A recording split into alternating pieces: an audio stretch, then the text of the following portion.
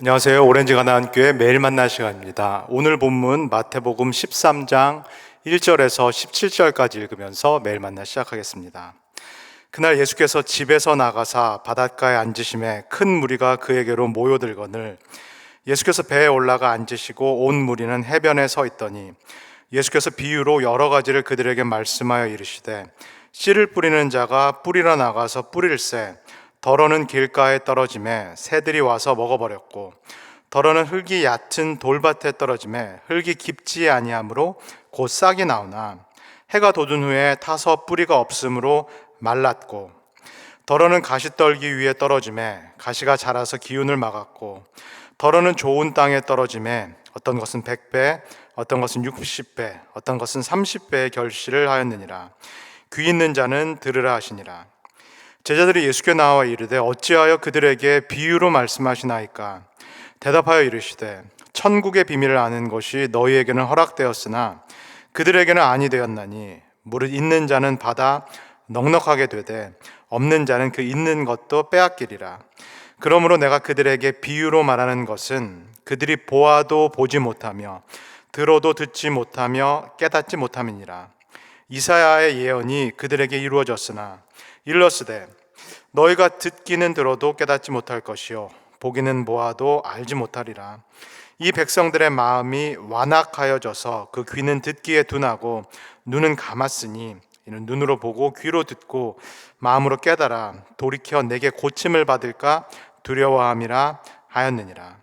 그러나 너희 눈은 봄으로 너희 귀는 들음으로 복이 있도다.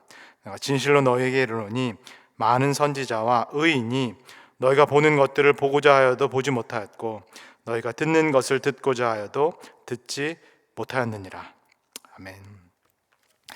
오늘부터 함께 읽게 될 이 마태복음 13장, 이 13장은 1절부터 58절까지 이어져 있는 긴 장입니다.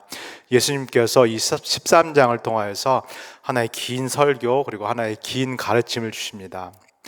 지금까지 마태복음에서 예수님께서 이렇게 길게 설교하신 적, 가르치신 적이 두 번 있었습니다. 앞에서 언제 예수님께서 이렇게 하신 적이 있으신가요? 마태복음 5장에서 7장까지 예수님께서 산에서 제자들을 가르치실 때, 이 산상수훈의 긴 설교를 하실 때 한 번 있었습니다. 그리고 앞에서 마태복음 10장에서 예수님께서 제자들을 선교를 위해서 파송하실 때, 그때도 예수님께서 이처럼 긴 설교 그리고 긴 가르침을 하신 적이 있습니다. 오늘부터 그리고 주일까지 저희가 이어서 함께 보게 될 마태복음 13장의 말씀, 예수님께서 여러 가지 비유들을 통하여서 천국, 하나님의 나라에 대해서 더 설교하시고 가르치시는 그런 말씀입니다. 우리가 1절 그리고 2절에서 함께 읽었듯이 예수님께서는 지금 배에 올라 계시고 이 배에 제자들이, 12제자들이 함께 타고 있습니다. 그리고 많은 무리들, 군중들은 이 해변에서 서서 이 예수님의 말씀을, 이 가르침을 듣고 있는 모습입니다. 우리 성도님께서 이 장면을 머릿속에 그려보시면서 함께 말씀을 나누도록 하겠습니다. 3절을 제가 함께 읽겠습니다. 예수께서 비유로 여러 가지를 그들에게 말씀하여 이르시되 씨를 뿌리는 자가 뿌리러 나가서, 이 청중들에게는 너무나 익숙한 장면 그리고 너무나 익숙한 광경입니다.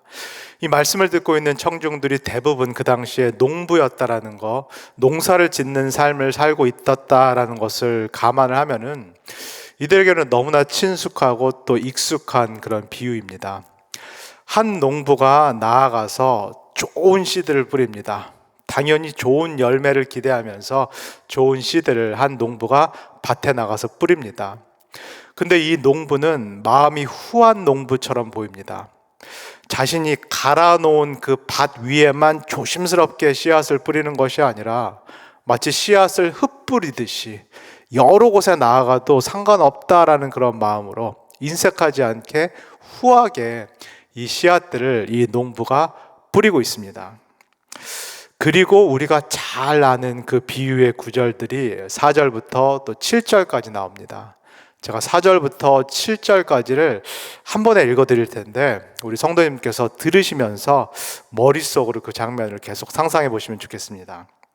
뿌릴 새 덜어는 길가에 떨어짐에 새들이 와서 먹어버렸고, 덜어는 흙이 얕은 돌밭에 떨어짐에 흙이 깊지 아니하므로 곧 싹이 나오나 해가 돋은 후에 타서 뿌리가 없으므로 말랐고, 덜어는 가시떨기 위에 떨어짐에 가시가 자라서 기운을 막았고.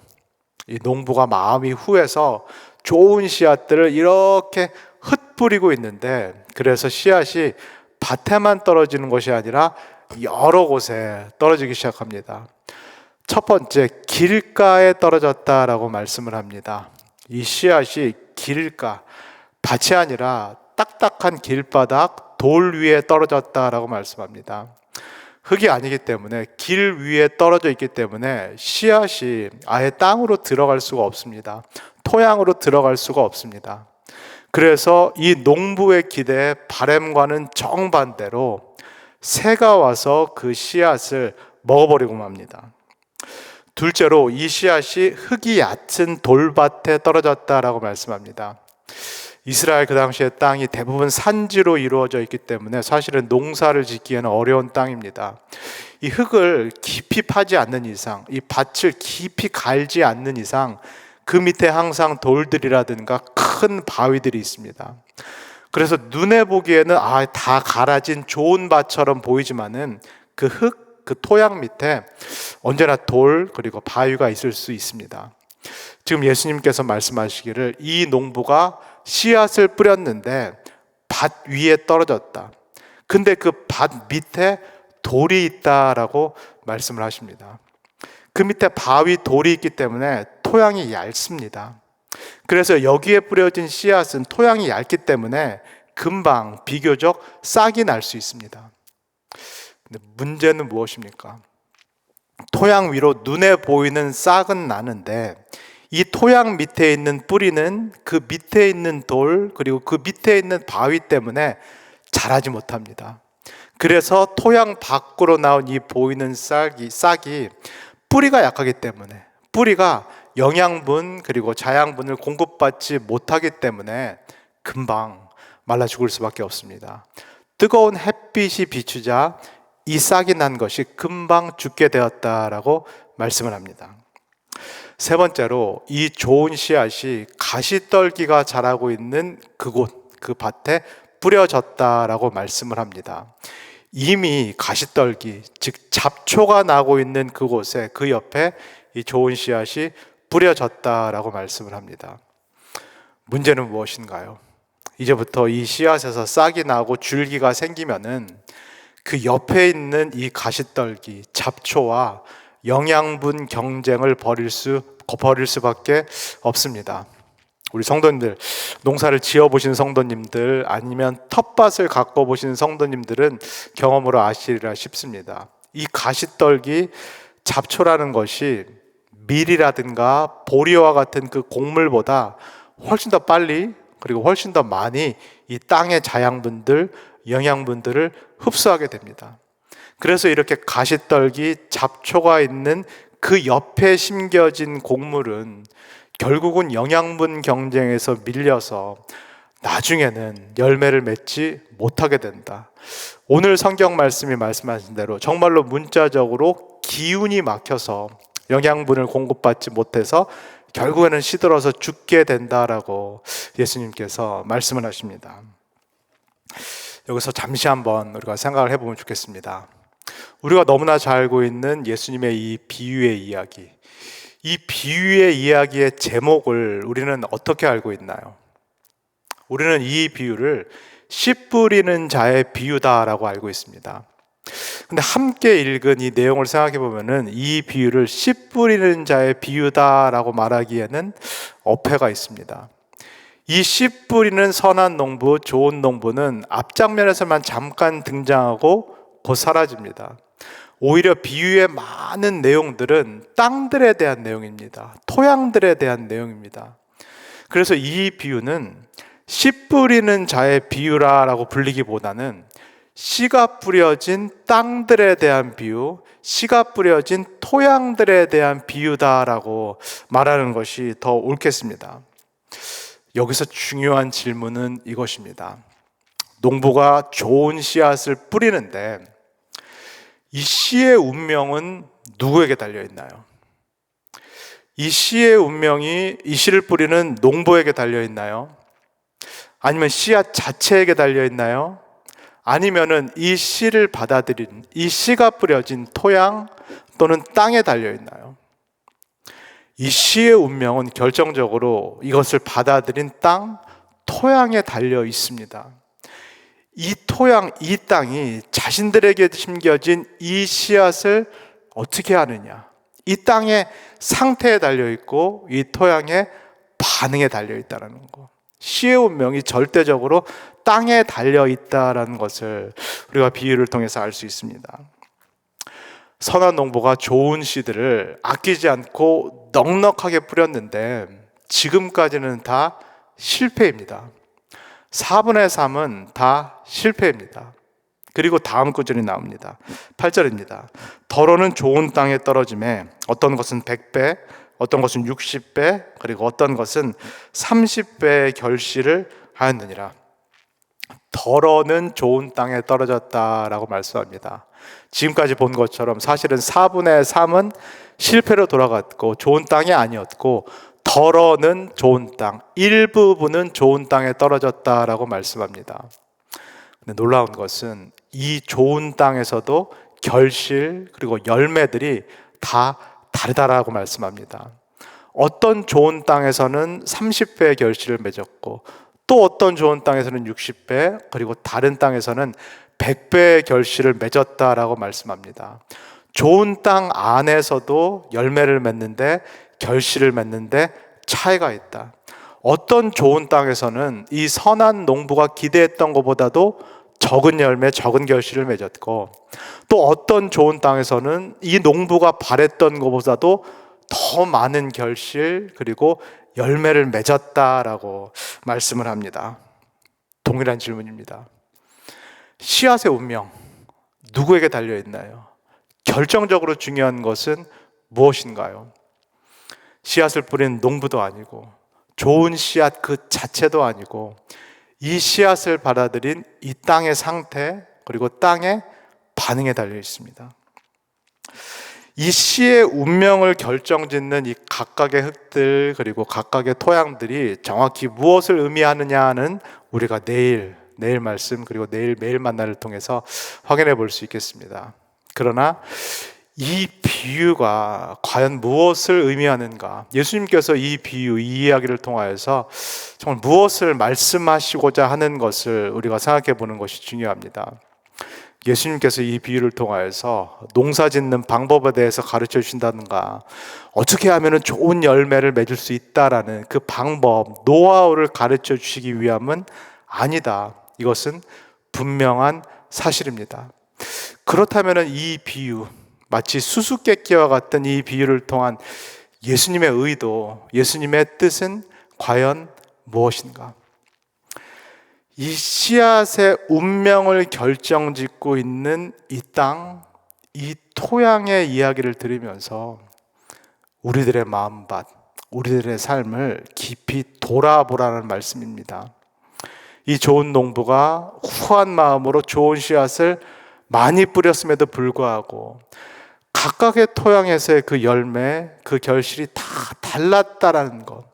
토양 때문에 사실은 씨앗이 꽃 피우지 못했고 열매 맺지 못했다라는 것을 바라보면서 정직하게 우리의 마음밭 그리고 우리의 삶을 돌아보라라는 그 말씀입니다. 그래서 이 비유의 말씀은 우리가 편안하게 넉넉고 그렇게 들을 수 있는 이 의미가 무엇일까 찾는 답을 찾는 그런 이야기가 결코 아니겠습니다.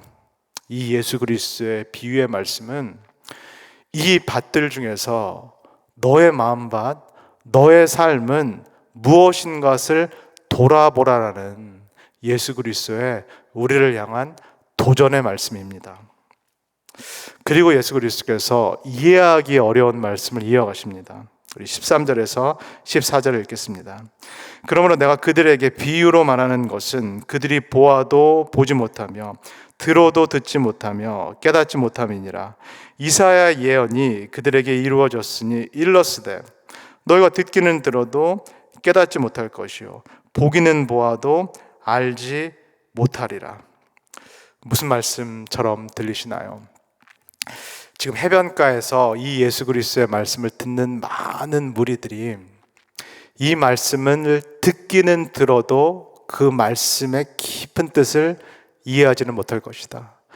이 말씀을 듣고 있고, 그리고 배에서 말씀을 가르치고 계신 예수 그리스도를 이들이 눈으로 보고 있어도, 그리고 이들이 이 말씀을 머릿속에 상상하면서 그려 보고 있어도, 그럼에도 불구하고 이 많은 사람들, 무리들이 예수님의 깊은 의도를 깨닫지 못할 것이다 라고 주님께서 말씀을 하십니다.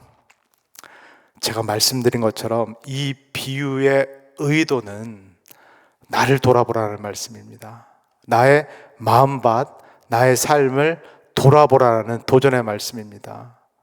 선한 농부이신 예수 그리스도께서 이 땅에 오셨고, 그들에게 가까이 오셨고, 그리고 천국의 말씀, 하나님 나라의 비밀을 선포했는데, 이 말씀을 듣고 있는 나의 마음밭, 나의 삶이 어떠한가를 분명히 돌아보라라는 그런 말씀입니다.